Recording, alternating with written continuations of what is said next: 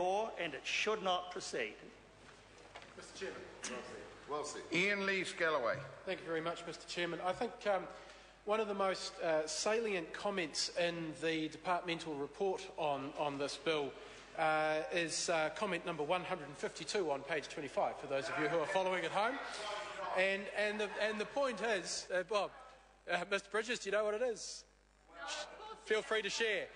Yeah, he knows a lot. He knows a lot about this bill, Mr Bridges. That's a knowledgeable minister. A knowledgeable minister. Now, the comment that I'm referring to is as follows: the points made in favour of retaining the Charities Commission are acknowledged. However, they do not address the government's wider objectives in the state sector. In other words, when people came to the Select Committee and said that the independence of the Charities Commission's functions will be compromised by transferring them to the Department of Internal Affairs, when people came to the committee and said the Charity Commission's role in educating the charitable sector will be compromised by the transfer of its functions to the Department of Internal Affairs, when people came to the Select Committee and said the Charities Commission should be retained in its current form until after the completion of the review of the Charities Act 2005, and when people came to the Select Committee and said, we don't believe that this will actually save an awful lot of money for the government, all those points were noted. And the Ministry and the officials said, yes, we actually think the submitters have a point, but it doesn't fit with the government's so-called plan. And the government's plan for the public sector is just to cut. And in this case, regardless of what the outcomes are, to cut the number of organisations, to merge organisations, whether they fit together or not, whether the outcomes are positive or not. That is their mantra. Cut in the public sector. That's the only thing they know how to do. It's the most unimaginative approach that you could ever have from a government, but that's what this government has to say. And so even in the government's own, in the officials' own departmental report, they say that the submitters had good points. The submitters' points showed an understanding of the sector.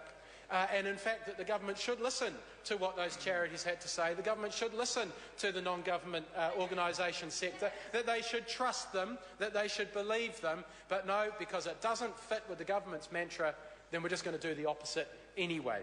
Mr Speaker, Mr Chair, it certainly does feel as though Part 3 puts the cart before the horse. And just like we saw with the Mental Health Commission, the early termination of an organisation which still has plenty of work ahead of it. And as Trevor Mallard said, ordinarily what a sensible government would do is, if it's going to review a piece of legislation, or if it's going to review the way a government department works, it would carry out that review first and then make the structural changes. But what we're seeing here is the Charities Commission, well, it is probably too logical for this government. I think it's just frankly too sensible for this government. So the Charities Commission really ought to be retained until the review of the Charities Act 2005 is completed. And again, the submitters' points were noted. But then the point was made, well, it's outside the scope of the bill. Well, it doesn't really matter whether it's outside of the scope of the bill. The bill is wrong. What the bill is doing is wrong. The proper approach here should be for the review to take place first, and then any changes to the structure to happen after that. And submitter after submitter, charity after charity, came to the Select Committee to tell them that. But this government just doesn't listen. It doesn't actually trust the charitable sector, and it's not prepared to listen to what they have to say. But this is, of course, all apparently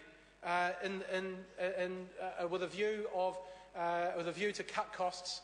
The government it's got its zero budget coming up tomorrow, its zero growth, zero imagination budget coming up tomorrow, and so it's cutting public sector organisations in an attempt to cut costs. Well, I think the submitters who came to the Select Committee and said we're a little bit dubious about that actually had a point. But I'm not just going to trust those submitters. I'm going to trust the very Select Committee that heard them. I'm going to trust people like Kamaljeet Singh Bakshi. I'm going to trust people like Chris Okenval. I'm going to trust people like Eric Roy, who, when they performed the financial review of the Department of Internal Affairs, discovered that when Archives New Zealand and the National Library were merged into the Department of Internal Affairs, that was expected to cost $2.5 million, Mr Chair. Ian Lees-Galloway. Mr Chair, that merger, a similar merger to the one that's being proposed in Part 3 of this bill, was supposed to cost $2.5 million. Well, in the end, it didn't cost $2.5 million, it didn't cost $3.5 million, it cost $4.126 million, with a further $1.751 million spent on capital assets. In case you missed that, Mr Hipkins, it was $4.126 million, with a further $1.751 million spent on capital assets for integrating the IT systems of the departments. This will not save the government money, this is going to cost the government money, all because of their ideological management. How much did they budget? $2.5 million. So it was twice the cost. All up, it was twice the cost.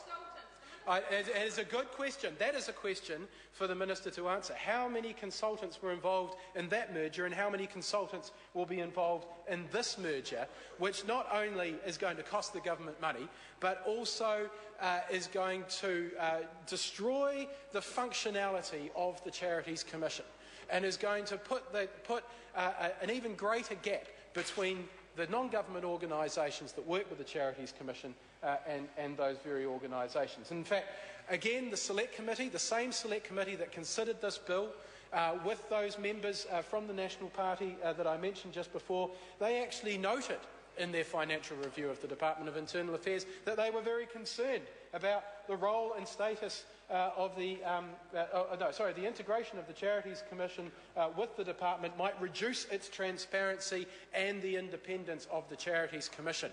So that is coming not just from the sector, not just from the Labour Party or the Green Party or the New Zealand First Party, that is coming from the Select Committee that considered this bill.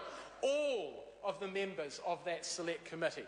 So I would like to hear from the members of that Select Committee who are in the House as to how they can